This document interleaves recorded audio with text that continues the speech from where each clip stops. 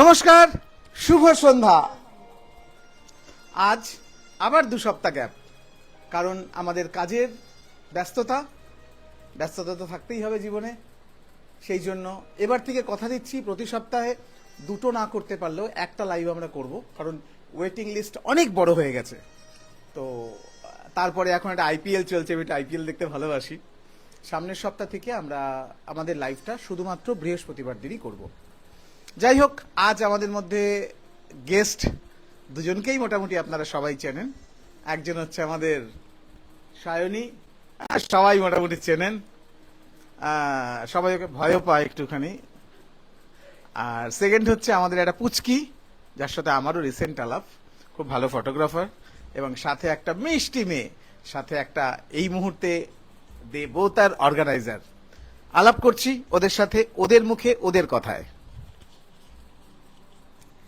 Good evening everyone, আমার নাম শ্রেয়া। আমার একটা ব্র্যান্ড আছে ওমসি স্টুডিও অ্যান্ড ফ্রিল্যান্সিং নামে। রিসেন্টলি আমি বসন্ত উৎসব করলাম। আমার ব্র্যান্ডের ব্র্যান্ড অ্যাম্বাসেডার সায়নী। ও আমার বলতে গেলে অনেক ক্লোজ, আমার বন্ধুর থেকেও কম, বেশি বলতে গেলে আমার বোন। আমার সঙ্গে সবসময় থাকে। তো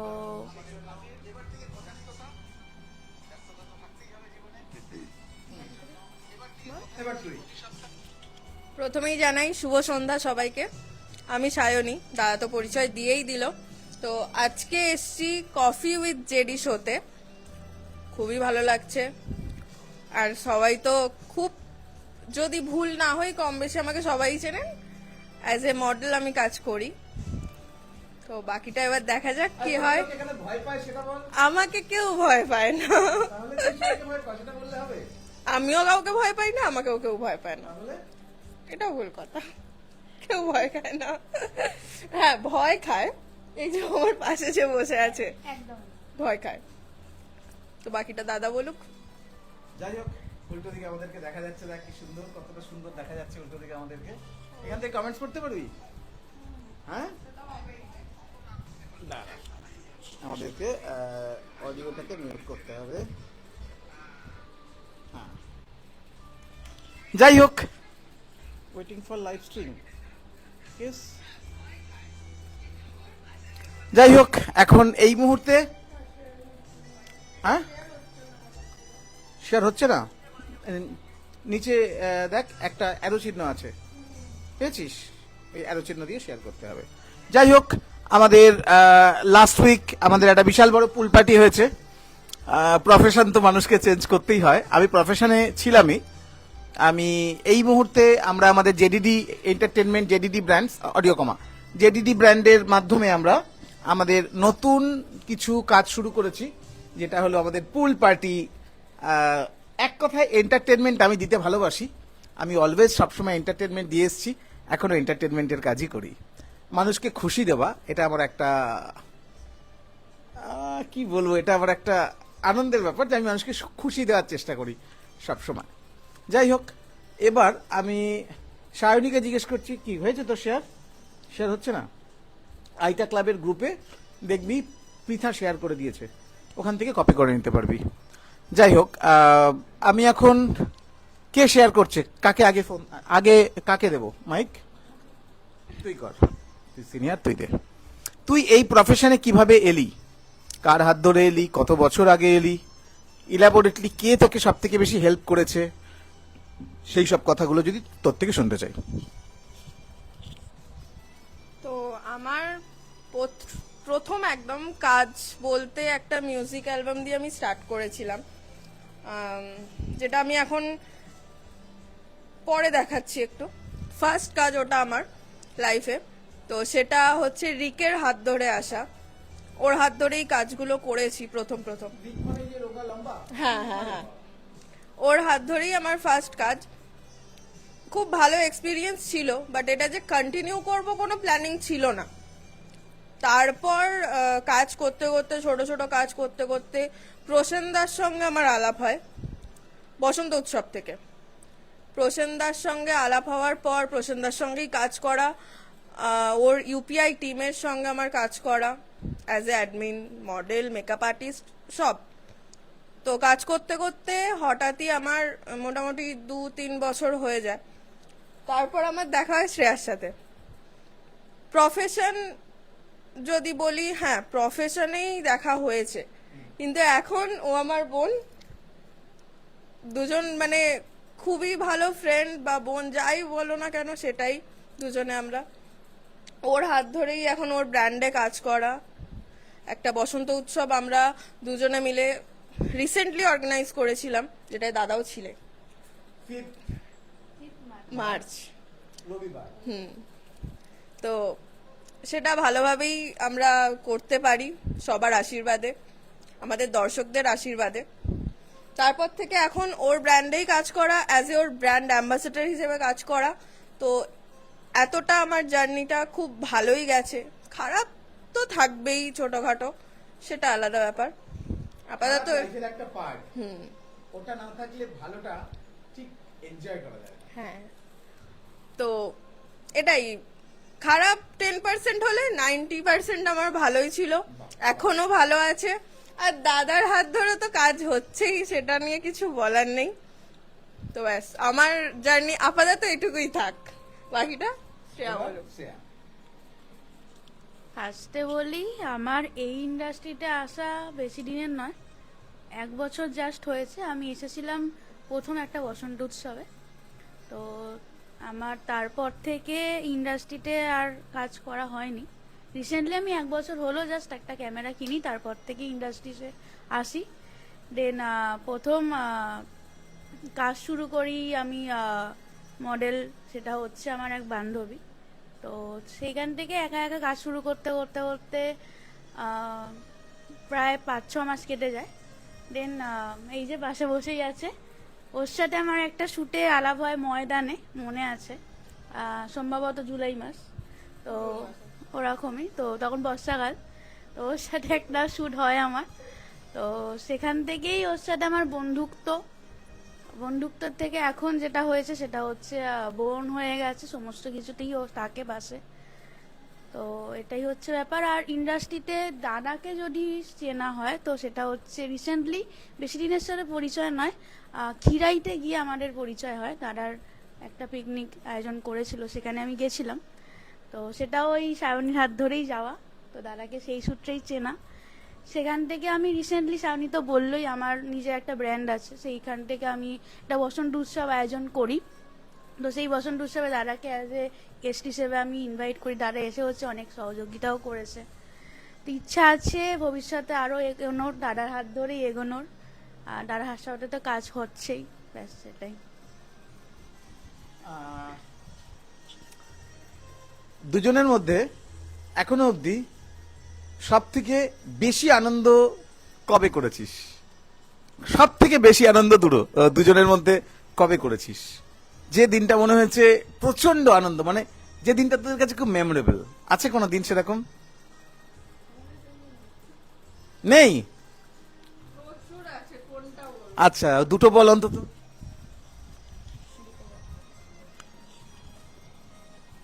আমাদের যেদিন ফার্স্ট শুট হয়েছিল সেদিন, মানে আমাদের যেদিন ফার্স্ট আলাপ, সেদিনই ছিল আমাদের ফার্স্ট ডে।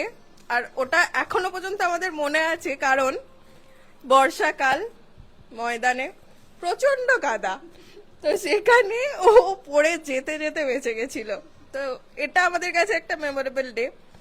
আর যদি আর একটা বলি, দাদা দুটো বলতে বললো, তো আমাদের বাড়িতে আমরা যে মজাটা করি সেটা, ব্যাস এটাই। এবার তুই বল। আমারও সেম বলতে গেলে, হ্যাঁ, ওর সাথে যেদিন ফার্স্ট আলাপ, সেদিনকে একটা ঘটনা আমি ঘটিয়ে ফেলি, তো ওটা আছেই কমন। আর একটা যেটা সত্যি কথা বলতে গেলে, ও আমার বাড়িতে প্রায়শই এসে রাত্রিরে থাকে। আমাদের যে নাইট আউটটা হয় ওটা ধারণার বাইরে। ওটা আমাদের সাথে অন্য কেউ যদি জয়েন করে তাহলে সত্যি মাথা খারাপ হয়ে যাবে। তো সেটা আমাদের কাছে খুব মেমোরেবল। মানে ও যেদিনকেই আমার বাড়িতে এসে থাকে সেটা আমার কাছে, মানে আমার বাড়ির লোক একটু ভয় পেয়ে যায় যে এরা দুজনে একসাথে আছে মানে কিছু একটা গন্ডগোল ঘটাবে, এটাই। মানে এক কথায় তোদের সব দিনই আছে দিন, তোরা একসঙ্গে থাকলে সবসময় শুধু মজাই করিস, আনন্দ করিস প্রচুর। ঝগড়া করেছিস একদিনও? প্রচুর মারামারি হয় আমাদের। আচ্ছা চল, মানে আচ্ছা ঠিক আছে, মারামারিটা কন্টিনিউ করে নে আগে।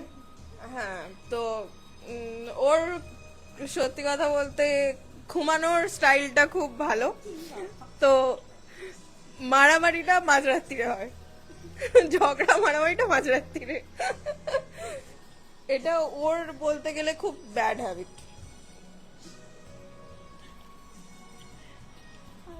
এটা বল বল বল। অ্যাকচুয়ালি আমার ব্যাড হ্যাবিট একটাই, আমি ওর সাথে যেদিন থেকে আমার আলাপ, ওকে এতটা রিলেট করেছি নিজের মতো করে, নিজের বোনের মতো করে। আমি তো অ্যাকচুয়ালি সিঙ্গেল চাইল্ড, আমার নিজের ভাই বোন বলতে সেরকম নেই। আমার মাসতুতো বোনরা আছে, বাট তারাও থাকে দূরে। তো ওকে যেভাবে যেদিন থেকে বোন হিসেবে মেনেছি, ওকে এতটা মানে ও আমার সাথে বাড়িতে যখন এসে রাত কাটায়, ওর ওপর প্রচুর অত্যাচার আমি করি, এটা স্বীকার করছি। মানে ঘুমোতে যাওয়ার আগে পাশ বালিশটা ও আমার হয়, তখন আমার পাশ বালিশটা দূরে সরে যায়। এটাই হচ্ছে আমার ব্যাড হ্যাবিট। ভগবানকে বলি যাতে তোদের বন্ধুত্বটা একদম আজীবন থাকে, কারণ সব থেকে পাওয়া যায় না যেটা বন্ধু, বন্ধুই পাওয়া যায় না, আর সব পাওয়া যায়। সুতরাং বন্ধুত্বটাকে বাঁচিয়ে রাখাটা সব থেকে বড় বিষয়। রিয়ালোক দাস লিখেছে, good evening beautiful peoples. Thank you Alok, সেদিনকে পুল পার্টিতে এসে খুব ভালো ভালো ছবি তুলেছো সবার, সবাই খুব খুশি হয়েছে। রমা মালি লিখেছে, good evening sir. Good evening. Rama মালিকে চিনিস তো? চিনিস।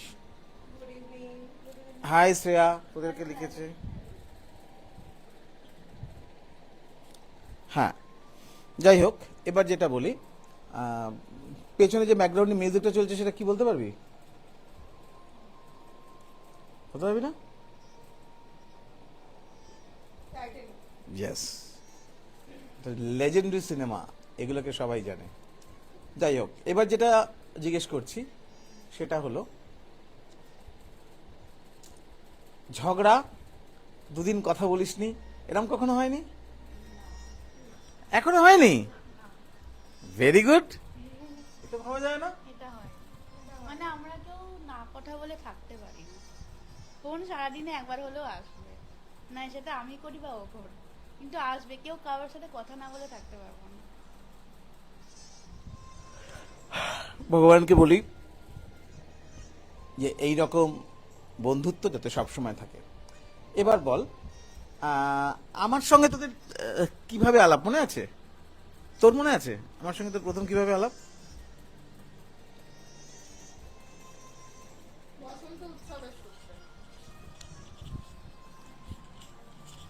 দাদার সঙ্গে আমার আলাপ আজ থেকে 2 বছর আগে, বসন্ত উৎসবের সময়। তো আমি যাব বলে পোস্টার দরকার ছিল আমার, সেই সূত্রে আমার দাদার সঙ্গে আলাপ। সেই আমার প্রথম বছর যাওয়া বসন্ত উৎসবে, তার আগে আমি জানতাম না যে এরকম একটা বসন্ত উৎসব হয় বলে। তো সেখানে গিয়ে সত্যি কথা, দাদা আমাকে নিজের মেয়ের মতন প্যাম্পার করেছে। র্যাম্প করেছি, নাবার সময় জলের বোতল মানে খুলে মুখে ধরেছে। নিজের বাবার পরে যদি কাউকে দেখে থাকি আমি, এরকম মানুষ তো আমি দাদাকে দেখেছি। সত্যি খুবই ভালো মানুষ, মানে আমার দাদার সম্বন্ধে কিছু বলার নেই।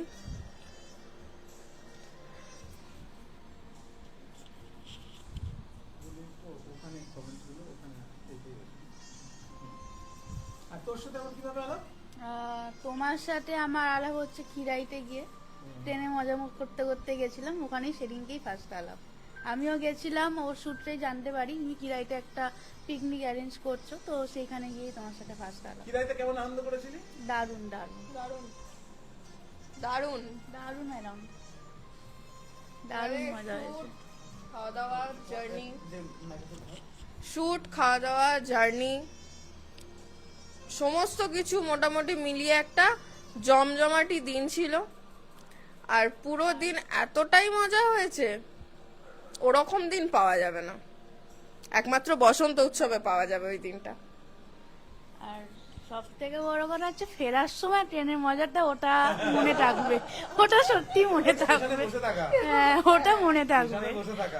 প্রায় 3-3.5 ঘন্টার উপর স্টেশনে ওয়েট করতে থাকা, আর ওই ট্রেনে ওঠার সময় দারুণ মজা। মানে যখন আমরা কিরাইতে গেছিলাম, সবারই হাটে তখন ফুল ছিল। এমন একটা সিচুয়েশন, ট্রেন এসেছে, কেউ কিন্তু ফুলটা ছাড়েনি, ফুলটা আগে উঠিয়েছে, তারপর নিজেরা উঠেছে। এটা আমার সব থেকে ভালো লেগেছে, সব থেকে মজা লেগেছে। আবার আমরা চেষ্টা করছি আগামী মাসের 12 তারিখ নাগাদ আমরা একটা প্ল্যান করছি। আমরা সিল্ক রুট একটা প্ল্যান করছি, যেখানে ফটোগ্রাফার, মডেল, মেকআপ আর্টিস্ট সবাই যাবে, যেটা আমরা 2022 সালে করেছিলাম। একটা আলট্রা প্রো লেভেল একটা ইভেন্ট হয়েছিল আমাদের, যেটা আমরা দার্জিলিংয়ে করেছিলাম। দার্জিলিংয়ের ম্যালে 3টে জায়গায় 3টে ডেস্টিনেশনে আমরা 3 দিন ঘুরি। ঘোরার পরে লাস্ট দিন আমরা দার্জিলিং ম্যালে ঢুকি, দার্জিলিংয়ে রাত কাটাই। পরের দিন দার্জিলিংয়ের ম্যালে আমরা র্যাম শো করি, এবং সেই র্যাম শো এর একটা আলাদা অনুভূতি আছে। সেটা হলো দার্জিলিং ম্যালে তোরা গেছিস? দার্জিলিং গেছিস? কেউ যাসনি না? দার্জিলিংয়ের ম্যালে একটা সিঁড়ি আছে, এরকম সিঁড়ি আছে। তারে জমিন পার দেখেছিস? তারে জমিন পারও দেখিস নাই? ওই একটা বাচ্চা ছেলের, আমির খানের সিনেমাটা দেখিস নি তোরা? লাস্ট সিনে দেখাচ্ছিল মনে আছে, একটা সেই ড্রয়িং কম্পিটিশন হচ্ছিল, সব সিঁড়ির মধ্যে বসে বসে আঁকছিল। ওই রকম একটা সিঁড়ি ম্যালে আছে। ওই সিঁড়ির মধ্যে বসে মেকআপ আর্টিস্টরা তার মডেলদেরকে সাজাচ্ছে। ওটা একটা দারুণ অনুভূতি। এবং তার আগের 3 দিন 3টে ডেস্টিনেশনে, পাহাড়ের খাঁজে, ঝর্ণার সামনে বসে, সুন্দর একটা পার্ক, ডেলো পার্ক বলে ওটাকে, ডেলো। আমাদের এখানে যেমন ইকো পার্ক, ওখানে তেমন দার্জিলিং আছে ডেলো পার্ক। সেই পার্কের মধ্যে আমরা বসে মেকআপ করি, করে ফটোশুট করি ওখানে।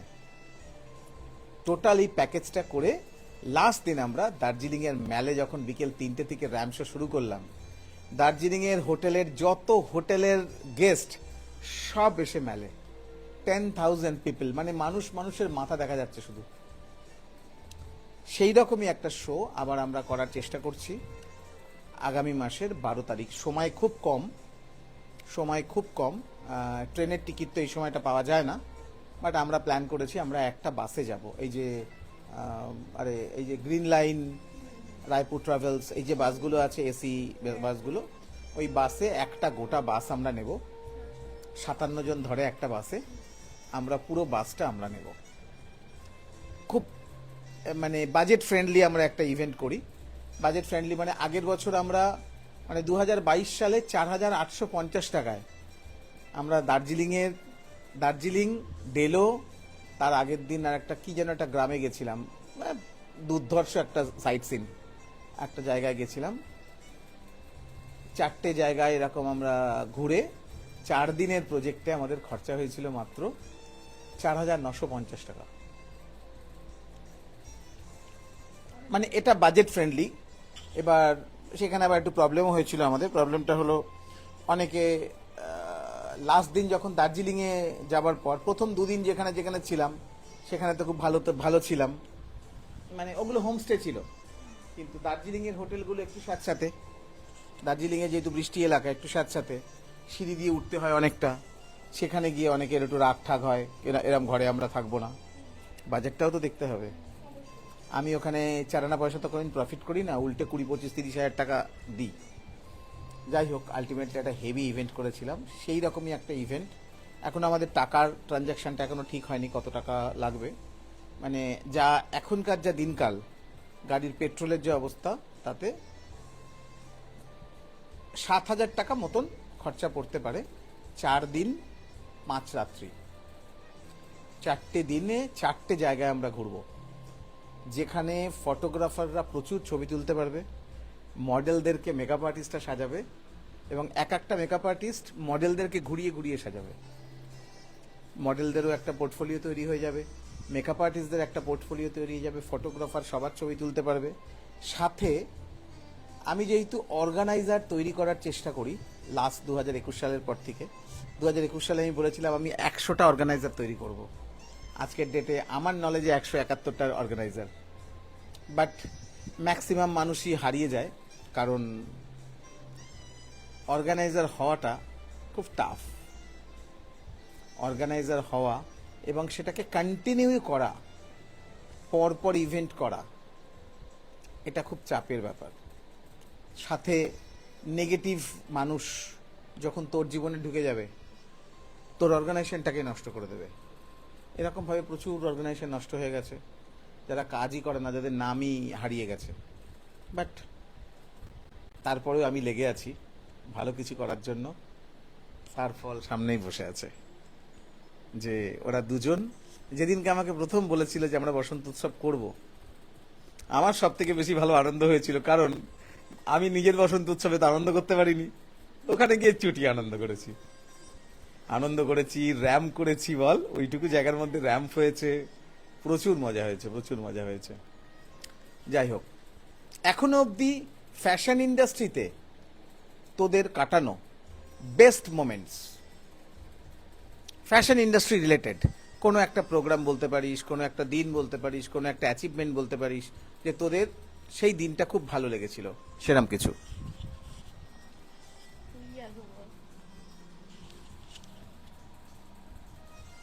আমার ভালো লাগা যদি বলি, যদি কোনো ইভেন্টের কথা হয়, প্রথমত বলবো আমি বসন্ত উৎসব, যেটা জেরিদা নিজে করে, আমাদের কলকাতা বসন্ত উৎসব। আর আরেকটা আছে আমার ন্যাশনাল গ্ল্যাম পিজেন্ট 2025, যেখানে আমি ফার্স্ট রানার আপ হই, যেটা আমাদের হয়তো সবাই চেনো, আমাদের গ্রুমার জিৎ স্যারের হাত ধরে। হ্যাঁ, তো এটা আমার লাইফে একটা মেমোরেবল ডে ছিল। আর বাকি তো দাদার বসন্ত উৎসব আছেই। আমার ফ্যাশন ইন্ডাস্ট্রিতে ফার্স্ট কাজ একটা হয়েছিল, বাট আমার ওই ব্র্যান্ডের নামটা এখন মনে আসছে না। তো ওখানে আমার প্রথম বলতে গেলে অ্যাওয়ার্ডটা পাই, অ্যাজ এ ফটোগ্রাফার হিসেবে সম্মানিত হই। ওদের কাজ আমার, ওদের ব্যবহার খুব ভালো লেগেছিল। আর তবে ওই ব্র্যান্ডের যে কর্ণধার অঙ্কিতা ম্যাম খুব ভালো। অঙ্কিতা ম্যাম নিজের একটা কাস্টিং এজেন্সি আছে, তো ও সেদিনকেই ফটোম যাই, কাজ করি, সেদিনকে আলাপ হয় ওনার সাথে। ওইটা আর জেরিদার বসন্ত উৎসবে তো আনন্দ প্রত্যেক বছরই করি। আচ্ছা বল, তোর কাছে তো এই বসন্ত উৎসবটা প্রথম, তোর কাছে দুটো বসন্ত উৎসব না তিনটে বসন্ত উৎসব? দুটো, গত বছর আর এবছর। আচ্ছা, গত বছর আমার সাথে দমকলের অফিসে কি তুই গেছিলি 2025 সালে দমকলের অফিসে? বা তার আগের বছর যাসনি না? ভোদাফোনে জব কে করে? তাহলে তো তুই থাক, তুই তো যাওয়ার কথা। আমার সাথে বসন্ত উৎসবের আগে তুই কোথাও গেছিলি? মানে তুই মাঠে এসেছিলি আমার সাথে, স্কুটি করে কোথাও গেছিলি? না না, স্কুটি করে কোথাও যাইনি, বাট এসেছিলাম, নরমালি এসেছিলাম। মানে বসন্ত উৎসবে তখন কাজকর্ম হচ্ছে, তাই তো? মাথা পুরো গেছে আমার। যাই হোক, তোর কাছে আগের বছরের বসন্ত উৎসবটা আর এবছরের বসন্ত উৎসবটা মানে আনন্দ ডিফারেন্স কি লেগেছে? ডিফারেন্স বলতে ডিফারেন্স বলতে হিউজ একটা ডিফারেন্স ছিল, যেটা হচ্ছে আমাদের 2025 সালে যে বসন্ত উৎসবটা হয়েছিল, সেটায় দাদা ছিল খুবই বিজি। যেহেতু র্যাম্প ছিল, আরো অন্যান্য অনেক অনুষ্ঠান ছিল, সেটা নিয়ে দাদা বিজি ছিল। তো দাদা আমাদের সাথে রং খেলা বা একদম এসে ফটো তোলা, এই জিনিসগুলো দাদার সঙ্গে হয়ে ওঠে না, বা আমরা জোরও করি না। কিন্তু এই বছর যেটা হয়েছে, র্যাম্প শো বা অন্যান্য অনুষ্ঠানগুলো হয়নি ঠিকই, কিন্তু দাদাকে আমরা পেয়েছি, ফটোও তুলতে পেরেছি, রং খেলাও হয়েছে, অনেক মজা হয়েছে, দাদার সঙ্গে কথা বলতে পেরেছি আমরা, যেটা আমাদের কাছে খুব বড় পাওয়া। দাদাকে পেয়েছি আমরা কাছে, এটাই। তোর আমার প্রথম বসন্ত উৎসব, হ্যাঁ, মানে আগে তুই বসন্ত উৎসব সম্বন্ধে কখনো শুনিসনি? না, আমি ফার্স্ট ইন্ডাস্ট্রিতে আসার পর প্রথম বসন্ত উৎসব জয়েন করেছিলাম স্পন্দন, যেটা অ্যারেঞ্জ করেছিল। ওটা ওটা তো গত বছর। গত বছর ময়দানেই হয়েছিল, যেটা ওই ফোর্ট উইলিয়ামের ওই উল্টো দিকে। যেখানে আমাদের হয়, হ্যাঁ হ্যাঁ। সেখানে যেদিনকে হয়েছিল সেদিনকে ওটা আমাদের বসন্ত উৎসবেরই ডে ছিল। আচ্ছা। আমরাই সবকিছু করেছিলাম, লাস্ট মোমেন্টে একটা অনেক ঘটনা ঘটে গেছিল। যাই হোক, হ্যাঁ, তারপরে তো তারপর এই বছরে এতটা অ্যাওয়ার্ড পেয়েছি, অনেক জায়গা থেকেই কাজ করেছি। দেন দাদার সাথে যখন পরিচয় হয়, দাদার বসন্ত উৎসবে প্রথম আসি। আমার সত্যি কথা বলতে গেলে দাদার সাথে কাজ করেওছি, আর আগেও আরে, হয়তো ছবি করবো। তুলেছিস রিসেন্টলি? হ্যাঁ, কটা তুলেছিলাম। মডেলের ছবি তুলেছিস? 2-3টে তুলেছিলাম। 2-3টে মাত্র? কারণ আমি ওর পেছনে ছুটবো না, 2 মডেলের ছবি তুলবো। ওর জিনিসপত্র আমার ক্যামেরা হাতে নেই, ওর জিনিসপত্র আমার হাতে, এই হচ্ছে ব্যাপার। ওকে নিয়ে বেরোলে ও জিনিসপত্র, ও ক্যামেরা ওর হাতে, ও ক্যামেরা নিয়ে নিয়েছে অলরেডি। ছবি তুলিসনি? না, 2-3টে তুলেছিলাম। তাহলে ছবি দিয়েছিলি? হ্যাঁ, দিয়ে Upload করেছিস? আপলোড করেছিলাম, পেজে আছে, সম্ভবত পেজে আপলোড করেছিলাম। তো খুব মজা হয়েছে। আর সত্যি কথা বলতে গেলে আমি তো 2 জায়গাতেই গেছি, 2টো বসন্ত উৎসবই অ্যাটেন্ড করেছি পরপর 2টো বছর।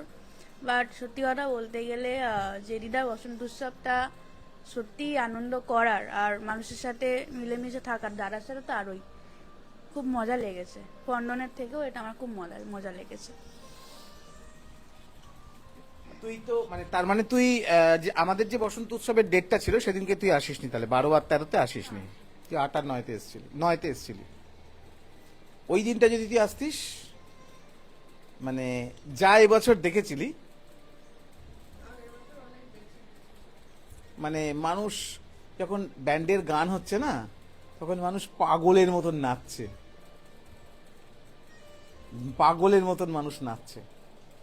তো আমি ডিজেটা ভুল করে 1 বছর করে ফেলেছিলাম বাই ডিফল্ট, মানে যে বছর আমরা 2 দিন করেছিলাম 2024-এ, বাই ডিফল্ট সেদিনকে আমি ডিজে করে ফেলেছিলাম একটা। কারণ সত্যি কথা বলতে আমি যে কনসেপ্টে বসন্ত উৎসব করি, সেই বসন্ত উৎসবে ডিজেটা ঠিক আমার সাথে মানানসই না। তো গুরুজনরা আমাকে বলে যে এটা যদি তোমার কনসেপ্টের সাথে বসন্ত উৎসবটা ঠিক ম্যাচ করলো না। কেন না, তুমি যে কালচারটা মেনটেন করো সেই কালচারে ডিজে যায় না।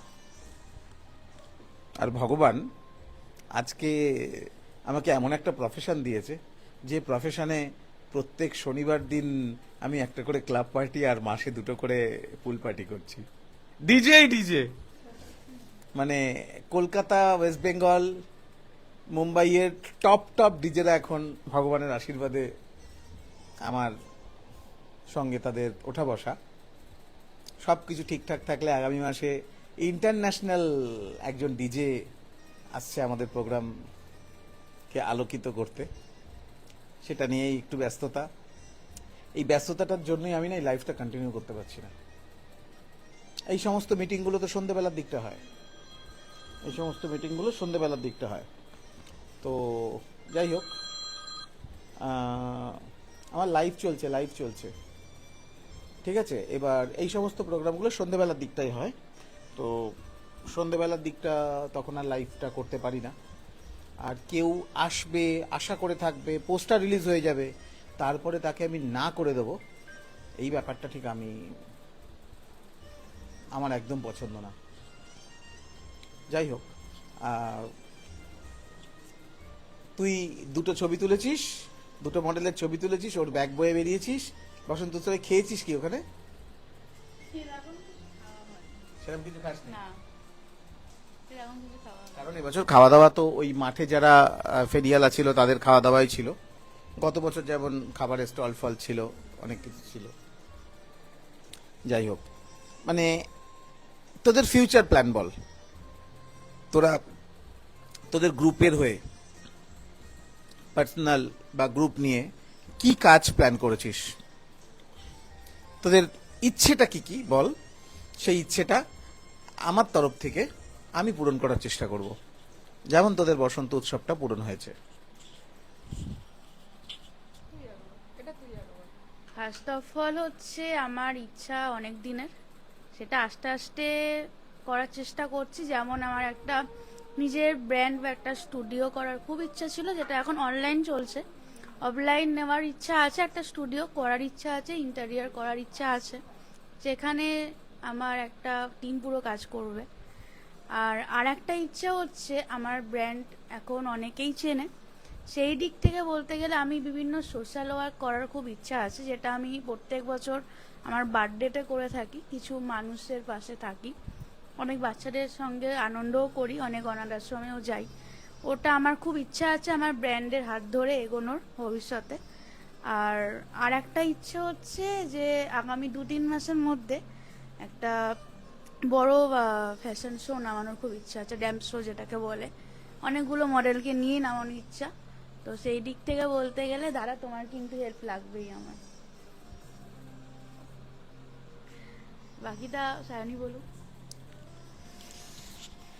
ও যেগুলো বললো সেগুলো তো আছেই, বাকি ওর হাত ধরেই এই কাজগুলোকে আরো এগিয়ে নিয়ে যেতে হবে, আমাদের এই স্বপ্নগুলোকে পূরণ করতে হবে। আর আমার যদি নিজস্ব এই প্রফেশনে যদি কিছু স্বপ্ন থেকে থাকে, সেটা হচ্ছে নিজেকে ঠিকভাবে এই প্রফেশনে এগিয়ে নিয়ে যাওয়া। আর দ্বিতীয়ত হচ্ছে, আমি যেহেতু প্রথমেই বললাম আমি অ্যাজ এ মেকআপ আর্টিস্ট হিসেবেও কাজ করি, তো আমার ইচ্ছা আছে নিজস্ব একটা স্টুডিও করার, যেখানে আমি শেখাতে পারবো বা নিজে আমি ওখানে সাজাতে পারবো বা নিজেও সাজতে পারবো। এটা আমার ইচ্ছা আছে। তো এবার দেখা যাক কি হয়। বাকি তো আমাদের ব্র্যান্ডের কাজ আসছেই, পরবর্তীকালে সবই দেখা যাবে। দাদা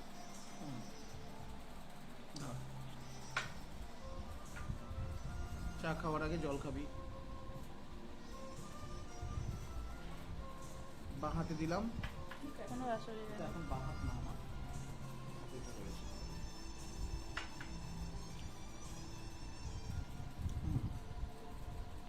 যদি এরকম হয়, তোরা দুজন এরম ভাবে প্ল্যান কর, আগে প্লেস চুজ কর, এমন একটা জায়গায় একটা স্টুডিও করব। দেখ, যা যা তোরা বলেছিস, এটাই আমি সারাদিন লাগবে না, যা যা তোরা বলেছিস এই সবটাই, এই কাজগুলো করে দেওয়াটাই আমার কাজ। এবছর রথের দিনে অ্যাটলিস্ট 3টে স্টুডিও, 2টো পার্লার আর একটা ট্যাটু পার্লার তৈরি হচ্ছে, যেটা রথ আর উল্টো রথ মিলিয়ে ওপেনিং হবে। তার টোটাল মাস্টার ব্রেন আমি। সেখানে যেটুকু আমার ক্ষমতা সেটুকুতে আমি তাদের পাশে থাকি, সব সময় থাকার চেষ্টা করি। RS রাইডার রাজ লিখেছে, congratulation Sayani Shreya, best wishes for both. Cutie Sneha love sign পাঠিয়েছে তাদের দুজনকে।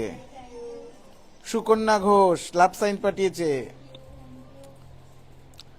RS রাইডার রাজ, জেডিদা love you, thank you thank you. তো যাই হোক, সেটা হলো তোরা দুজনে ফার্স্ট কথা বলবি, গল্প করবি, যখন যেটা কংক্রিট করবি সঙ্গে সঙ্গে কাগজ পেন নিয়ে বসবি। কাগজ পেন নিয়ে বসে ফার্স্ট কি করব, আমরা একটা স্টুডিও করব, যে স্টুডিওটাতে ও কি কাজ করছে ফটোগ্রাফি, তুই কি কাজ করবি মেকআপ, তুই মানুষকে শেখাতেও চাইছিস, তাই তো? একটা স্টুডিওর জন্য তোকে একটা রুম ভাড়া নিতে হবে বা একটা ফ্ল্যাট ভাড়া নিতে হবে, যে ফ্ল্যাটটা 2 তলায় হলে ভালো, 3 তলায় হলে ভালো, 4 তলায় হলে ভালো, 5 তলায় হলেও ভালো। ওপেন ছাদের যে রুমগুলো হয়, ছাদের সাথে যে রুমগুলো থাকে সেগুলো হলেও ভালো। অ্যাভারেজ ভাড়া কমার্শিয়ালে জায়গা বুঝে ম্যাক্সিমাম 10,000 টাকা ভাড়া। এবার 10,000 টাকাটা শুনতে কিন্তু অনেকটা ভারী টাকা। 10,000 টাকা ডিভাইডেড বাই 30 ডেজ, 350 টাকা করে প্রতিদিন তোদের খরচা হচ্ছে 350 টাকা।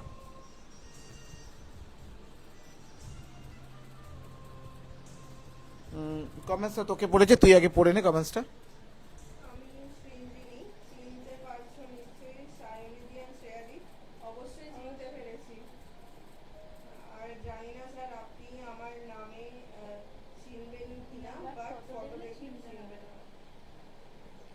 ঠিক আছে স্নেহা, অবশ্যই চিনবো তোকে, ছবি পাঠাস। কথা হবে তোর সাথে। Thank you Sneha. এবার যেটা বলছিলাম সেটা হলো যে তোরা দুজনে প্ল্যান, একটা ফটো স্টুডিও করার জন্য কি কি লাগে, কিছু প্রপস লাগে, পেছনে ব্যাকগ্রাউন্ডে একটা পেপার ব্যাকগ্রাউন্ড লাগে, যেটার যে বাজেটটা সেই বাজেটটা কিভাবে সেট করবি সেটাও বলে দেবো। যদি ফান্ড কম থাকে তাহলে একরকমভাবে প্ল্যান করে দেবো, ফান্ড বেশি থাকলে আর একরকমভাবে প্ল্যান করে দেবো। লাইট কেনা, লাইট মেন হচ্ছে লাইট, ওই লাইটটাও আমি তোদেরকে জোগাড় করে দিতে পারবো সেকেন্ড হ্যান্ড। বিকজ অনেকেই ওই গার্লফ্রেন্ড বয়ফ্রেন্ড মিলে একটা স্টুডিও শুরু করে, তারপরে ভাব চটকে যায়, তারপরে লাইটগুলো বসে থাকে এরকম করে, সামনে লোক পায় না ছবি তোলার, ব্যাপারটা সেরকম। তো এরকম প্রচুর স্টুডিও আমার সাথে কন্ট্যাক্ট রাখে, সেখান থেকে আমি তোদের খুব সস্তা দামে লাইট প্রপস সব করিয়ে দিতে পারবো।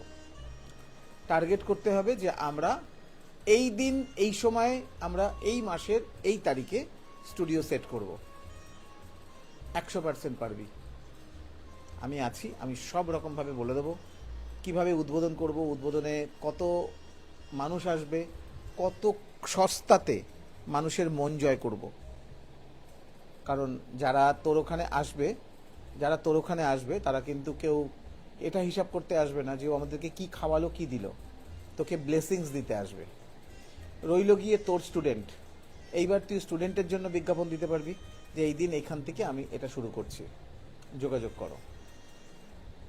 অডিশন করলি যে মেকআপ আর্টিস্ট হতে চাও এমন কেউ এসো, তোমরা তোমাদের কাজ দেখাও, আমি তোমাদেরকে সিলেক্ট করবো যে কে আমার সাথে কাজ করবে কে আমার সাথে কাজ করবে না। অনেক রকম বুদ্ধি আছে, যে বুদ্ধিতে মানুষ তোর কাছে অ্যাট্রাক্ট হবে। আবারও বলছি, প্রত্যেকটা কাজে আমি তোকে পূর্ণ, আমার যতই ব্যস্ততা থাকুক, আমি নতুন কিছু করার জন্য, আর মেয়েরা কিছু করবে তার জন্যই কিন্তু আমি 13টা বছর দিয়ে দিয়েছি এই ইন্ডাস্ট্রিতে। আর ভবিষ্যতে মৃত্যুর আগের মুহূর্ত পর্যন্ত যদি শরীরে জোর থাকে করেই যাব। এরকমভাবে তোরা দুজন মিলে প্ল্যান কর, যে এই প্ল্যানে তোরা আমাকেও রাখতে পারিস, আমি তোদেরকে পুরো ছবি এঁকে বুঝিয়ে দেবো কি হবে, কতটা হবে, কি কি হতে পারে।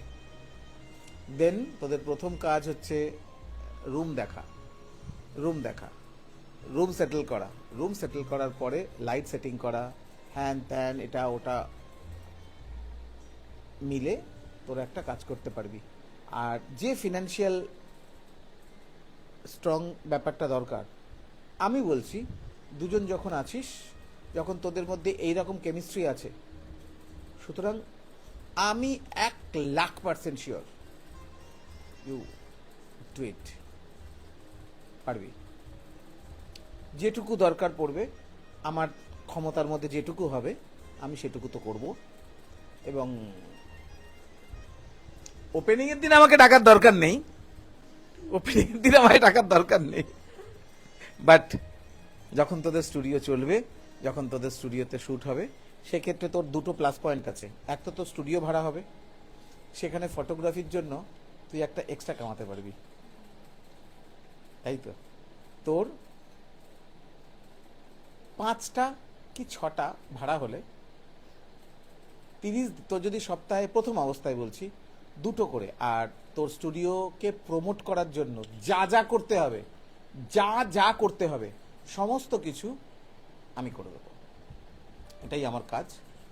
তো চেষ্টা কর, গল্প করবি, আনন্দ করবি, মজা করবি, এটা করব ওটা করব ভাববি, বাট ভাবনাগুলোকে না লিখবি, কি কি ইচ্ছে করছে লিখবি, দেখবি একটা একটা করে স্বপ্ন সফল হবে। লেখা শুরু কর আমার কথা শুনে, দেখ স্বপ্ন সফল হবে। ক্যামেরার ইএমআই শেষ হয়ে গেছে, সুতরাং ক্যামেরা তোর ভগবানের আশীর্বাদে ফ্রি। কাজ করার জন্য 50 লেন্স আছে তোর কাছে? আছে। তারপরেও তোর কাজ করার জন্য যা যা লাগবে আমি তোকে খুব সস্তায় পাইয়ে দেবো। আর যদি কিনতেও না চাস, কাজের দিন দিয়ে আসা নিয়ে আসা যদি করতে পারিস, তাহলে তোকে কোনো পয়সাও দিতে হবে না, কাজের দিন কাজ করবি। এখানে তো দুটো প্লাস পয়েন্ট, একটা তুই হচ্ছে স্টুডিও ভাড়া দিতে পারছিস, 2 হচ্ছে তুই মেকআপ আর্টিস্ট হিসাবে কাজ করাতে পারছিস, সেখানে একটা মেকআপ আর্টিস্টে ঢুকে যাচ্ছিস, আর তুই এখানে ফটোগ্রাফার হিসাবে ঢুকে যাচ্ছিস। তাতে তোর একদিনে অ্যাভারেজ আমি ধরলাম তুই অ্যাজ এ মেকআপ আর্টিস্ট কম করে 2,000 টাকা ইনকাম করলি, তুই এখানে ফটোগ্রাফার হিসাবে কম করে 2,000 টাকা এনজয় করলি, স্টুডিওর জন্য ধরলাম আমি, চল কম করেই ধর 1,500 টাকা, 5,500 টাকার ডিল হলো, 2,000 টাকা কেটে দে, 3,000 কেটে দে, 2,500 টাকা তোর পার ডে থাকবে, 2,500 টাকা পার ডে থাকবে। তারপরে কিভাবে স্টুডিওকে রান করাবি সেসব বুদ্ধি আমার কাছে আছে, এতগুলো স্টুডিও চলছে তো। এমন কিছু স্টুডিও যাদেরকে স্টুডিও চালু করে দেওয়া থেকে আরম্ভ করে সব কিছু আমি করে দিয়েছি। একটা সময় তাদের এত অহংকার হয়ে গেছে যে আজকের ডেটে সে স্টুডিওগুলো বন্ধ হয়ে গেছে। তার প্রপস বিক্রির জন্য তাকে এখন পেপারে এই ইনস্টাগ্রাম ফেসবুকে অ্যাড দিতে হচ্ছে। যতদিন আমি সবাইকে এটাই শেখাই যে কখনো কোনো কিছু নিয়ে আমরা অহংকার করব না। আজ তোমার স্টুডিও 30 দিন ভাড়া হচ্ছে, আগামীকাল নাও হতে পারে। তোমাকে প্রতিটা দিন প্রতিটা মুহূর্তে মানুষের সাথে খুব ভালো গুড বিহেভিয়ার রাখতে হবে, সুযোগ দিতে হবে মানুষকে। 7-8 ঘন্টা হয়ে গেল, 10 মিনিট 15 মিনিটের জন্য স্টুডিও মালিকরা এখন খুব বাজে ব্যবহার করে, অনেক সময় বাজে ব্যবহার করে। এই বাজে ব্যবহারটাও এরকম করে বলা যায়, দেখো তোমাদের তো এখনো হয়নি, তোমরা একটা কাজ করো, আগামী 1 ঘন্টা আরো রিল্যাক্স ভাবে কাজ করো, 200 টাকার তো ব্যাপার, 200 টাকা দিয়ে দিও, তোমারও লস হলো না, আমারও লস হলো না। হ্যাঁ 8 ঘন্টা হয়ে গেছে, আপনারা ছাড়ুন, তাহলে আমি একটু লাইট অফ করে দেবো, সে আর ঘুরে আসবে না।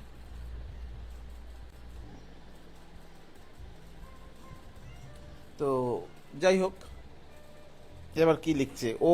হ্যাঁ হ্যাঁ,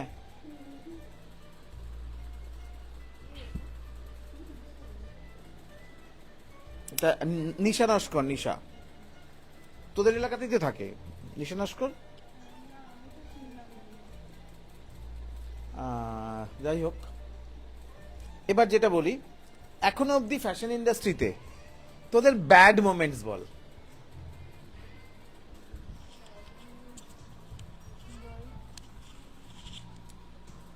ব্যাড মোমেন্ট বলতে একটাই হয়েছিল, একটা ফটোগ্রাফারের সাথে খুব খারাপ অভিজ্ঞতা হয়েছিল। তো সেটা বলে আর আমি এই সময়টা নষ্ট করতে চাই না।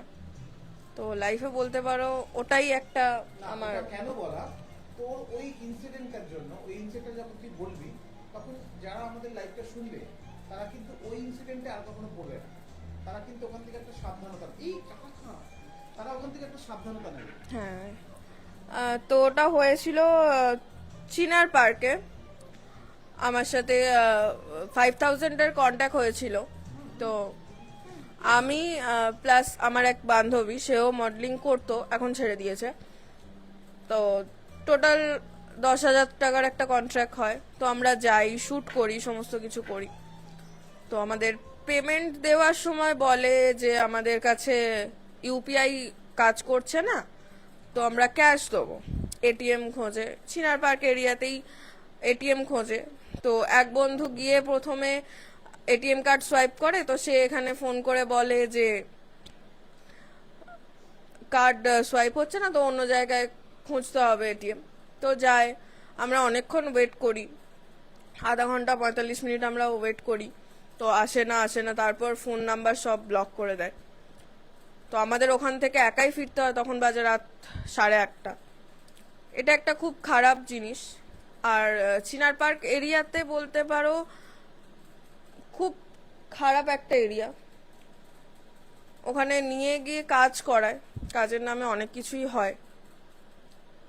ওই জায়গাটা অ্যাভয়েড করাটাই আমার মনে হয় বেটার। এটাই আমার খারাপ একটা ইনসিডেন্ট, আর কিছু নেই। না, সে ইন্ডাস্ট্রিতে আর কাজ করে না, সেও ছেড়ে দিয়েছে, কারণ আমি আর কোনো গ্রুপে তাকে দেখতে পাই না। তো এটাই, বাকি তো মানে এখন সব ভালোই আছে।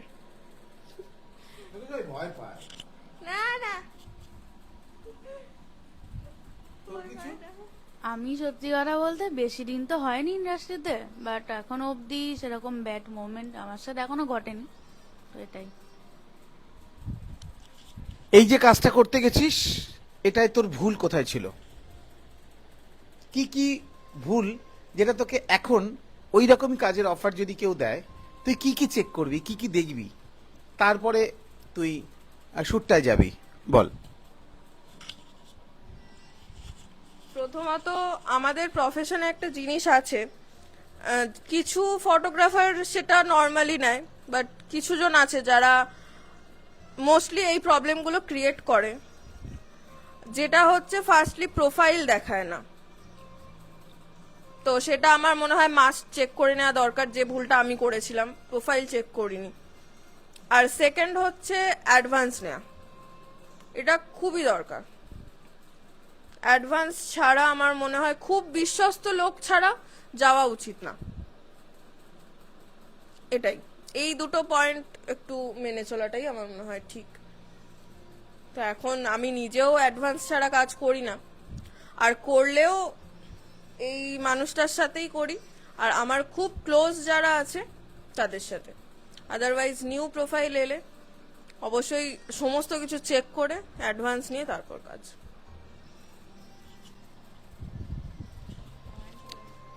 আমি এই প্রশ্নের উত্তরটা তোকে অন্যভাবে দিই। দুটো কমেন্টস পড়ি। নিশা নস্কর লিখেছে, আমি চন্দননগর থাকি। দেবপ্রিয়া ঘোষ লিখেছে, আমাদের মডেল, পিলোগুলো খুব সুন্দর, আমার খুব পছন্দ হলো। ঠিক আছে, তুই যেদিনকে আসবি তোকে একটা পিলো দেবো এরকম। দেবপ্রিয়া, তুই যেদিনকে আসবি সেদিনকে তোকে একটা পিলো দেবো। আর আমাদের বাড়িতে দুটো যা আছে বাঁদর, কোন দিন দেখবো এটা নিয়ে খাটের নিচে ঢুকে গেছে। তুমি ক্যামেরার কাজে কত নাও? তোকে জিজ্ঞেস করেছে, উত্তরটা তুই দিবি। রিচা লিখেছে, সায়নীর জন্য নীল রঙে মিশে গেছে লাল, রং চিনে নেবার আকাল। থ্যাংক ইউ কমেন্টটা করার জন্য, আর এর উত্তরটা আমি হোয়াটসঅ্যাপে দেবো। শুনতে পাইনি। বললাম যে থ্যাংক ইউ কমেন্টটা করার জন্য, খুব সুন্দর একটা কমেন্ট করেছো, এটার উত্তরটা আমি হোয়াটসঅ্যাপে গিয়ে দিয়ে দেবো। আচ্ছা, তুই এই ক্যামেরার কাজে কত টাকা নিস সেটা কি বলা সম্ভব? দেখো, সেটা তো বলা এখন থেকে সম্ভব না, কারণ বিভিন্ন কাজের ওপর সেগুলো প্যাকেজ সিস্টেম আছে। তো যদি দরকার হয় যোগাযোগ করে নিও, তখন ইনবক্সে বলে দেবো। Good, smart answer. এবার বলি তোর ভুলটা কোথায়, তোকে বলে দিই তোর ভুলটা কোথায়। যখনই কেউ তোকে কাজের অফার দেবে, যে কোনো কাজের অফার দেবে, তাকে প্রথমেই বলতে হবে, স্যার আপনার ইনস্টাগ্রাম দিন। ফার্স্ট তুই দেখ ওর ইনস্টাগ্রামে কাজ আছে কিনা। তুই দেখলি ওর ইনস্টাগ্রামে প্রচুর ছবি, যে ছবির জনারটা ও তোকে বলতে চাইছে বা বলবে, তুই দেখে নিলি এই জনারের চাটা কি তুই খাবি না? একদম ঠান্ডা হয়ে গেছে এতক্ষণে। যে জনারে তুই কাজ করিস বা যে জনারটা তুই মেনটেন করতে পারবি, সেই জনারটা তুই ওখানে দেখে নিলি যে সেই কাজটা তুই করতে পারবি কি পারবি না। তুই দেখলি সে এমন কিছু কাজ করে যে কাজটা তুই করতে পারবি না, সেক্ষেত্রে তুই করবি না, তার সঙ্গে বলবি না স্যার আপনার সাথে আপনি যে কাজ করেন সে কাজটা আমি করতে পারবো না। তোর যদি ম্যাচ করে তখন তুই বললি স্যার আমি, হ্যাঁ স্যার বলুন। এটা 1 নম্বর। 2 নম্বর, যখনই বড় টাকার কাজ হবে তখনই ভেবে নিবি দে আর মাস্ট ফ্রড।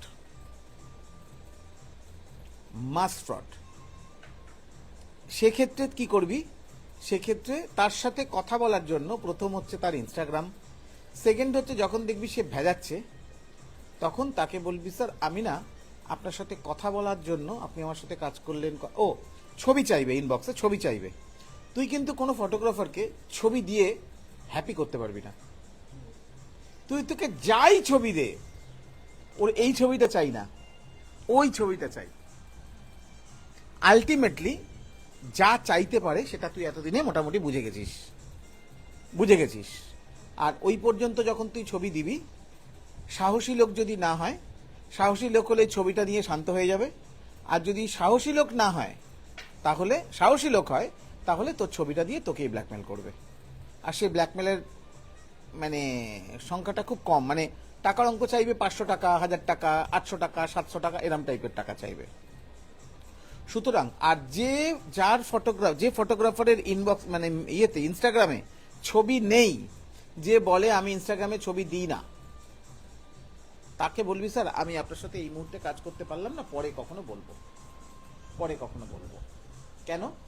এরা কাজ করতে আসেনি, এরা মেয়েদের সাথে গল্প করতে এসছে। আর যে তোর সাথে ওই কাজটা করে তোকে টাকা দেয়নি, সেই মানুষটার নাম, ছবি, ফোন নাম্বার যদি তোর কাছে থাকে আমাকে দিস, আমি তোকে 40% বলছি, সে যদি বেঁচে থাকে আমি তোকে টাকাটা আদায় করার চেষ্টা করব। মানে সে থাকে কোথায় এটা মনে আছে? সে থাকে ওই চিনার পার্ক এরিয়াতে। কজন কাজ করতে এসেছিল? ঠিক আছে, আমাকে ওইটুকুনি দিস, বাকিটা আমি দেখে নেব। আচ্ছা, যেটা বললি সেটা হলো, এটা হচ্ছে ভুল। আর সেকেন্ড হচ্ছে কাজের জায়গায় গিয়ে একদম স্ট্রেট কাট, দাদা আমাকে না পেমেন্টটা ক্লিয়ার করুন। অনেকে বলে যে ঠিক আছে কাজ হয়ে গেলে দিচ্ছি, হ্যান ত্যান। যতক্ষণ না কাজ হবে প্রফেশনালি, তাকে তার ক্যামেরার ব্যাগ ছাড়বো না। আমার কাছে আপনার ক্যামেরার ব্যাগ রইলো, আপনি টাকা তুলে নিয়ে এসে আমাকে দিন, তা না হলে আমি যাব না। এই রেস্ট্রিকশনগুলো, এই সাহসগুলো যদি আমরা দেখাতে পারি, আমাদের ইন্ডাস্ট্রিতে ক্রাইম রেট কমে যাবে। আর মানুষের সাথে মানুষের বন্ধুত্ব বাড়াও। যত বেশি মানুষের সাথে মানুষের যোগাযোগ বাড়বে, যত মানুষের সাথে মানুষের সম্পর্ক ভালো হবে, তত ক্রাইম রেট কমবে। কারণ সবারই তো একটা ভয় থাকবে তখন, যে জানতে পেরে যাবে, এই হবে, ওই হবে, হ্যান হবে, ত্যান হবে, এইগুলো। যাই হোক, এবার তোকে জিজ্ঞেস করি একটা ঘটনা, সেটা হলো কটা বাজে রে? 8টা বাজে 10 মিনিট বাকি। হ্যাঁ, এবার তোদের জিজ্ঞেস করি, মানে এটা তোদের ব্যাড মোমেন্টস ছিল, ভগবানকে বলি যাতে মানুষের জীবনে, আমাদের ইন্ডাস্ট্রিতে অ্যাটলিস্ট ব্যাড মোমেন্টস না আসে। এটাই আমার ইচ্ছা, যে শেষ অবধি আমাদের ইন্ডাস্ট্রি থেকে ব্যাড মোমেন্টসের যে চক্করটা, সেটা আস্তে আস্তে কেটে যাবে। কারণ আমাদের ছেলেমেয়েরা অনেক বেশি স্মার্ট, আমাদেরকে পটানো অতটা সহজ না, তাই তো? আমাদের পটাতে এলে আমরা তাকে উল্টে পকিয়ে দেবো। আমরা জানি আমাদের লিমিটেশনটা, আমরা জানি কোন অবধি এগিয়ে কোথায় গিয়ে পেছোতে হবে। সুতরাং এখন আর আমরা নেগেটিভিটির জন্য জন্মাইনি, আমরা এখন শুধু কাজ করব, পজিটিভ কাজ করার জন্য জন্মেছি। আচ্ছা, আমাকে তোরা একটা প্রশ্ন করতে পারবি। যতদিন ধরে তোর সাথে আমার আলাপ, সেই আলাপ নিয়ে একটা মানুষের সম্বন্ধে একটা ধারণা, কোনো জিজ্ঞাসা থাকতেই পারে, সেরকম কিছু যদি তোর কাছে জিজ্ঞাসা থাকে, একটা আমাকে প্রশ্ন করতে পারিস।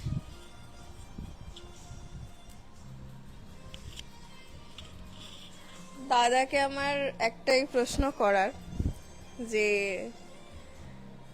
তুমি এই ইন্ডাস্ট্রিতে যদি অ্যাজ এ মডেল থাকতে, তুমি কি করতে, বা তোমার কিভাবে এগোতে, এরকম একটা কিছু। লাস্ট 6 বছর লাইভ করছি, এরকম প্রশ্ন কিন্তু আমার কাছে প্রথম। কারণ আমাকে কেউ কোনোদিন মডেল বলে ভাবেও নি, আর মডেল হওয়ার বয়সও নেই, আর মডেল হওয়ার মধ্যে হওয়ার জন্য যা যা লাগে কোনো কিছুই নেই। আমি মডেল বানাই, নিজে আর কি করে হব। যাই হোক, বাট যদি আমি মডেল হতাম, তাহলে সব থেকে বড় ডেডিকেশন যেটা আমি দিতাম, আমি খুব ফর্মুলা মেপে কাজ করতাম। আমি এই জনারটাতে কাজ করব, সঠিক সময় স্টুডিওতে গিয়ে পৌঁছতাম। আর হ্যাঁ, যেটা আমি আমার মেয়ের থেকে শিখেছি, আমি সেটাই হতাম। আমি 4 ঘন্টার জন্য কাজ করতে যেতাম। আগামী দিনে এই রুলসটা আমি আনবই, যেটা হলো সারাদিনের জন্য একটা মেয়ে শ্যুট করতে যাবে না। সিঙ্গেল শ্যুট যদি হয়, সেক্ষেত্রে আমরা অনলি 4 ঘন্টার জন্য শ্যুট করতে যাব। 4 ঘন্টা এনাফ, 4 ঘন্টা এনাফ। একটা মেয়েকে ঘন্টার পর ঘন্টা খাটানো হয়, তাকে এতগুলো চেঞ্জ, অতগুলো চেঞ্জ, পয়সা দিচ্ছি বলে হাজারখানা কিছু করিয়ে নেব, করিয়ে দিনের শেষে 1000 টাকা দেবো, 1500 টাকা দেবো, তারপরে বলবে ইউপিআই খারাপ, তাই তো? বাট আমি মডেল হলে ডেডিকেশন দিয়ে কাজ করতাম। হ্যাঁ, আর ফটোগ্রাফার যদি ছবি না দিত তাহলেই সঙ্গে সঙ্গে জেডি স্যারকে কমপ্লেন করতাম, তাহলে জেডি স্যারকে কমপ্লেন করতাম, দেখুন আমাকে ছবি দিচ্ছে না। বাট মডেল হওয়ার থেকে মডেল ইন্ডাস্ট্রিটাকে তৈরি করা, এটা অনেক বড় একটা কাজ। যেমন আমি ছবি তুলতে প্রচণ্ড ভালোবাসি, আমার জীবনের প্রথম প্রেম ফটোগ্রাফি, আমি জীবনের প্রথম রোজগার ফটোগ্রাফার হিসাবে, জীবনের প্রথম বড় টাকার রোজগার 3,52,000 টাকা, যেটা কারেন্ট ভ্যালু 50 lakhs প্রায়। আমার জীবনের সব থেকে বড়, ছোট তখন আমি মাধ্যমিকের পরে যে 3 মাসের সময়টা থাকে, 3 মাস পরে, মানে আমাদের যুগে জুন মাসে রেজাল্ট বেরোতো, আমি জুলাইয়ের 6 তারিখে 3,52,000 টাকার চেক পেয়েছিলাম। তো ফটোগ্রাফি, বাট 2018 সালে আমি ফটোগ্রাফিটাকে একদম অফ করে দিই। কেন? এই ফ্যাশন ইন্ডাস্ট্রি তৈরি করব বলে। কারণ আমি ফটো ওয়ার্ক করছি, যেমন অনেক অর্গানাইজার, যারা এখনকার অর্গানাইজার, তারা অর্গানাইজার হওয়ার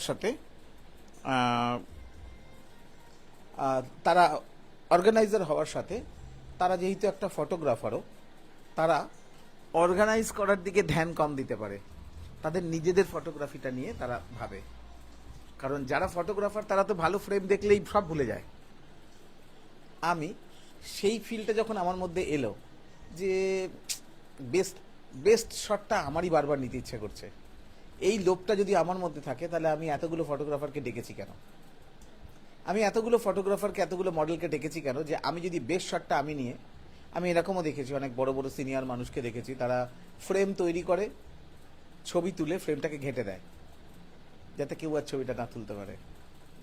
তো সেখান থেকে আমার একটা শিক্ষা হয় যে না, আমি আর ছবি তুলব না। বাট সেটা আমি কিভাবে এখন প্রকাশ করি? আমি যে কোনো ইভেন্টে যাই আর যেখানে যাই, আমার সাথে 4খানা ফোন থাকে, আমার 3টে ফোন নন স্টপ ছবি তোলে।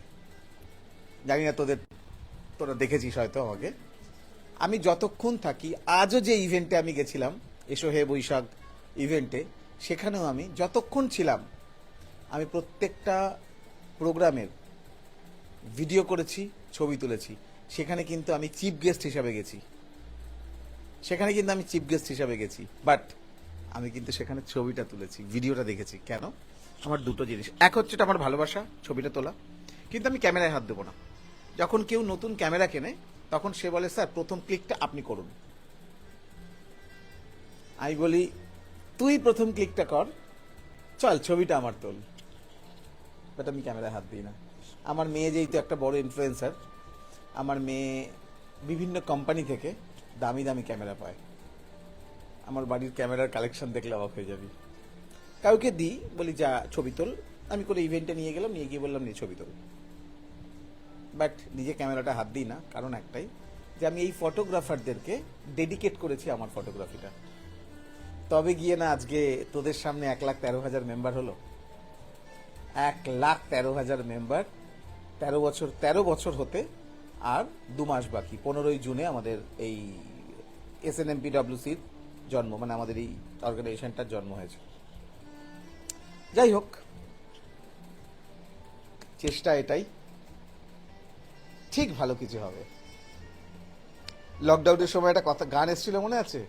আবার সব ঠিক হবে, আবার সেই সব আর্টিস্টরা গাইছিল, ঠিক সেটাই আমার মনে ওটাই বারবার ঘোরে, যে খারাপ নেগেটিভ একটা নির্দিষ্ট সময় অবধি রাজত্ব করে, বাট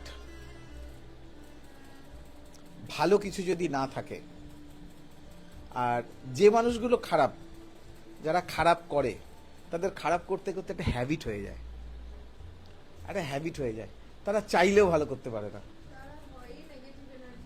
তারা নেগেটিভ এনার্জি স্প্রেড করতেই আসে একদম। আর আমরা চাইলেও নেগেটিভ কিছু করতে পারি না।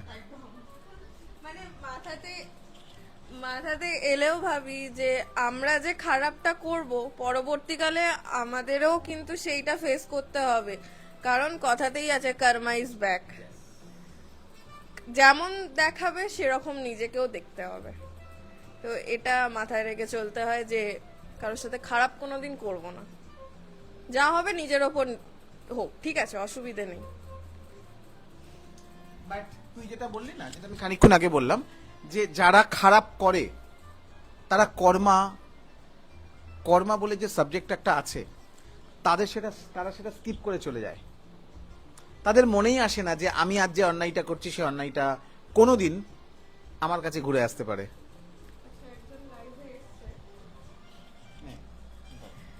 একজন লাইভে এসছে, সৌমিতা, শো করছে কি জানি না।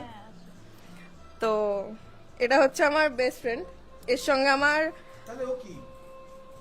ও এ হচ্ছে আমার 13 ইয়ার্স এর ফ্রেন্ড, মানে একদম ক্লাস 1 থেকে। আমি মেনে নিতে পারলাম না, আমি মেনে নিতে পারলাম না। ও তো বোন দেখ, ও তো বোন। আর এ হচ্ছে আমার মানে ক্রাইম পার্টনার, একদম চাইল্ডহুড ক্রাইম পার্টনার যাকে বলে। একদম ক্লাস 1 থেকে ক্লাস 12 তো 2 বছর আগে শেষ হয়ে গেছে। মানে এখনো পর্যন্ত স্টিল ওর সঙ্গে আমার কোনোদিন ঝগড়া হয়নি। আর ঝগড়া হলেও হয় ও আমার বাড়িতে চলে আসে, নয় আমি ওর বাড়িতে চলে যাই। ওর বাড়িতে আমি ভালো, আমার বাড়িতে ও ভালো। তোর জায়গায় বসে থাকলে ফুপিয়ে কেঁদে ফেলতাম। না, ও কাঁদবে কি, তো বেস্ট ফ্রেন্ড। বোন তো আলাদা হয় না। আমার দুদিকে যদি ডান হাত বাঁ হাত বলতে চাও, আমার বাঁ হাত সৌমিতা, ডান হাত শ্রেয়া। আমার দুজনকে ছাড়াই চলবে না। ওর সঙ্গে ঝগড়া হলেও আমি কাঁদি, এর সঙ্গে ঝগড়া হলেও আমি কাঁদি। এটাই হচ্ছে আমি আমার লাইফে ফ্রেন্ড যদি বলতে চাই, এই দুটো, আর কাউকে লাগবে না। তো ওই জন্যই লাইভে এলো বলে আমি দেখে অবাক হলাম যে কাজের মাঝেও এসছে। হ্যাঁ, আরে সায়নী বনুজে আর শ্রেয়া বনুজে, তোমাকে মিস করছি এখানে। আরো কমেন্ট চাই বেশি বেশি করে। কি লিখেছে?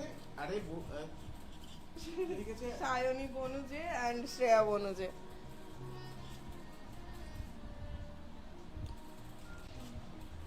এবার এমন কোনো অজানা কিছু তোর কাছে আছে যেটা তুই কখনো কাউকে বলতে পারিসনি, লাইভে সবার সামনে সেটা আলোচনা করতে চাস? আছে তোদের দুজনের কাছে এমন কোনো সিক্রেট? সত্যি কথা বলতে আমার তো নেই, বাট সায়নীর থাকলেও থাকতে পারে। না, আমারও নেই। আমার personal life, professional life, even love life, সমস্ত কিছু ওর জানা। ওকে না জানিয়ে আমি কিছু করি না। এবার ও করে কি সেটা আমি জানি না। না, মেয়েদের এই ব্যাপারটা আছে, পেটে রাখতে পারে না, বলে ফেলবেই। সুতরাং সবাই খুব সাবধান, তাই তো?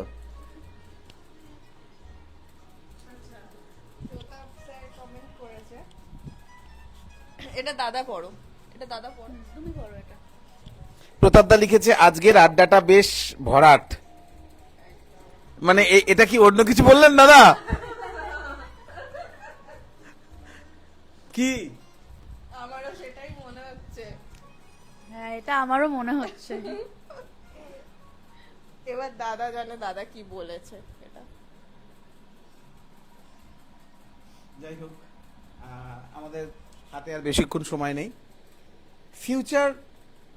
ফিউচারে তোরা, মানে ফিউচারে যারা আমাদের ইন্ডাস্ট্রিতে কাজ করতে আসছে, মডেল, মেকআপ আর্টিস্ট, ওর দিক দিয়ে ফটোগ্রাফার, তাদের উদ্দেশ্যে তুই কি বলবি? আর তার আগে হচ্ছে আমাদের এই ইন্ডাস্ট্রিটা যেভাবে এখন চলছে এটা কতটা সঠিক, আর কি করলে এই ইন্ডাস্ট্রিটা আরো ভালো হতে পারে তোদের মত অনুযায়ী?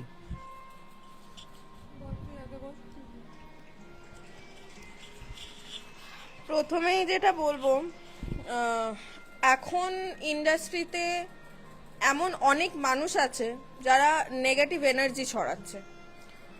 তো আগে গিয়ে যাতে এই মানুষগুলো কোনো এফেক্ট না করতে পারে, তো আমার মনে হয় এখন যারা মডেল হিসেবে কাজ করতে শুরু করছো, ফ্রেশার একদমই, মডেল হোক, মেকআপ আর্টিস্ট হোক, ফটোগ্রাফার হোক, সবাইকে একটা কথাই বলবো, নেগেটিভ কথাগুলো কানে না নিয়ে নিজের কাজে ফোকাস করতে। যতটা সম্ভব নিজের প্রোফাইলটাকে বিল্ড আপ করো, যতটা সম্ভব নিজে কাজ করো, ভালো ভালো কাজ করো, করে এগিয়ে যাও। আর পরবর্তীতেও যাতে আমাদের ইন্ডাস্ট্রিতে আরো ভালো কাজ আসে বা আরো উন্নত হয়, যাতে কেউ না বলতে পারে মুম্বাই ইন্ডাস্ট্রি ভালো, কলকাতা ইন্ডাস্ট্রি ডাউন। কলকাতা ইন্ডাস্ট্রিকেও সেম ভাবে এগিয়ে নিয়ে যেতে হবে, কারণ আমরা বাংলায় আছি মানে বাংলাটাই আমাদের কাছে শ্রেষ্ঠ।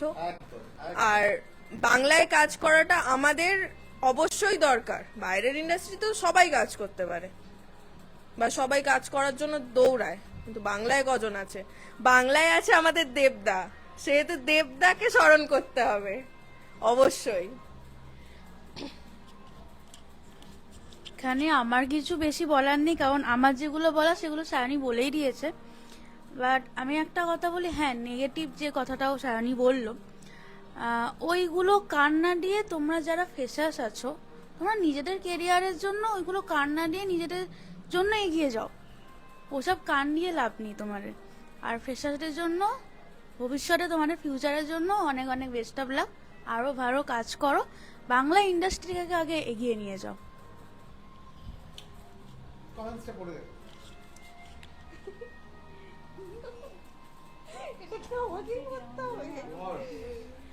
আচ্ছা, প্রসেনদা, এই কমেন্টটা করা কিন্তু এখন উচিত হয়নি, তবু আমি পড়ছি। সায়নীকে কেমন যেন আরো বেশি গোলুমলু লাগছে।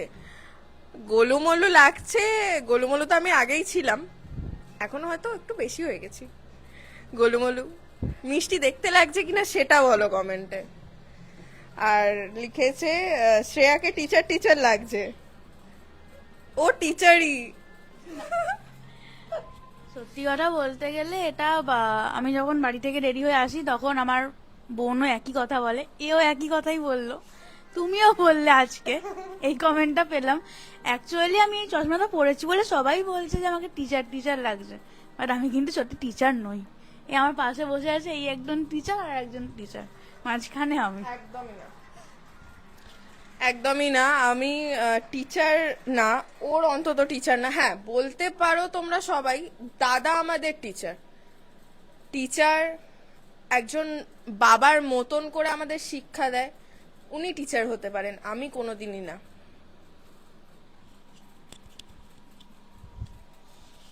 যাই হোক, প্রতাপদার কথাটা ঘুরে গেল।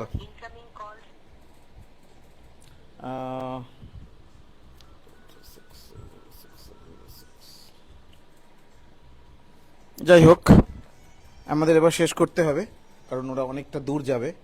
সেই তোরা তো আজকে একসঙ্গে থাকবি, আজ রাত্রিবেলাটা লাইভ করিস? হ্যাঁ, একটা লাইভ থেকে গিয়ে আর একটা লাইভ। হ্যাঁ, সবার উদ্দেশ্যে একটা কথা বলছি, যেটা ওরা বললো সেটা আমিও একটু অন্যরকম ভাবে বলছি। সেটা হলো, প্রতিমা সোনাকে একটু আসতে বল না, সোনাকে একটু আসতে বল। হ্যাঁ,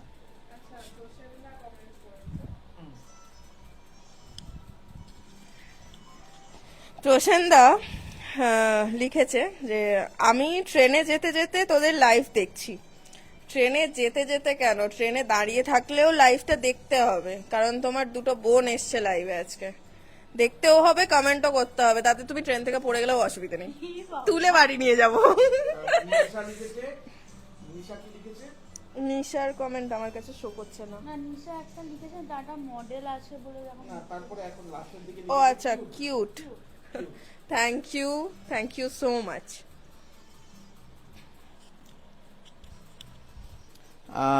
যাই হোক, যেটা বলতে গিয়ে থেমে গেলাম সেটা হলো, আগামী দিনে ইন্ডাস্ট্রি এইভাবে এখন যেভাবে চলছে, তাতে ও যেটা বললো না যে নেগেটিভ, ইয়েস, সব জায়গাতেই নেগেটিভ থাকবে। আর তখন যে তুই স্ট্যাটাসটা বলছিলি যে নেগেটিভ এত পার্সেন্ট আর পজিটিভ এত পার্সেন্ট, যদি সেটা হতো তাহলে ইন্ডাস্ট্রি চলতো না, নেগেটিভের সংখ্যা ভীষণ কম হয়, কারণ তুই এক পায়ে বেশিক্ষণ দাঁড়াতে পারবি না। নেগেটিভ মানে হচ্ছে এক পায়ে দাঁড়ানো, মাইনাস। একটা লাঠিকে তুই এইভাবে কতক্ষণ দাঁড় করাতে পারবি, বাট প্লাস পজিটিভ মানে চারটে পায়া। সুতরাং আমাকে যে দিনের শেষে মানুষ বলে যে জেরিদাকে ফোন করলে আর কিছু না হোক মাইন্ড রিফ্রেশ হয়ে যায়, বা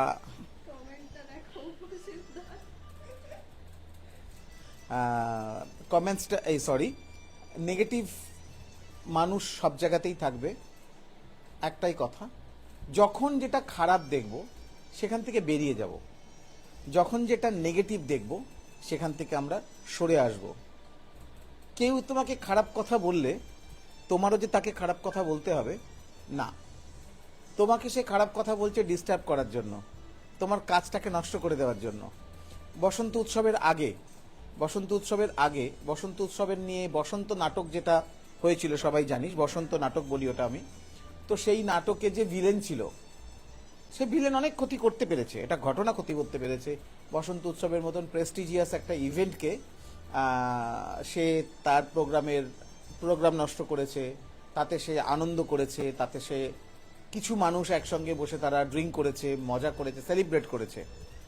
কিন্তু ভগবান কিছু নিয়ে নিলে কিছু দেয়, আর কি দিয়েছে সেটা সায়নী নিজে মুখে বলল যে আমি 10,000 মানুষের কাছে পৌঁছে যেতে পেরেছি, সবার সাথে প্রচুর ছবি তুলেছি, প্রচুর মজা করেছি, প্রচুর আনন্দ করেছি।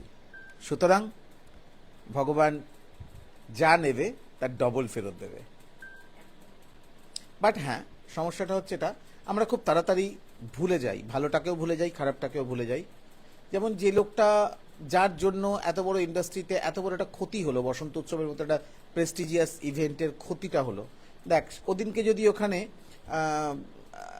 লাইট সাউন্ড মাঠ সাজানো হতো তাহলে আরও কিছু ভালো ছবি হতো, ছবির ব্যাকগ্রাউন্ড ভালো হতো, লাইট সাউন্ড এই সব কিছু মিলিয়ে প্রায় একটা 5-6 লাখ টাকা বিল হতো।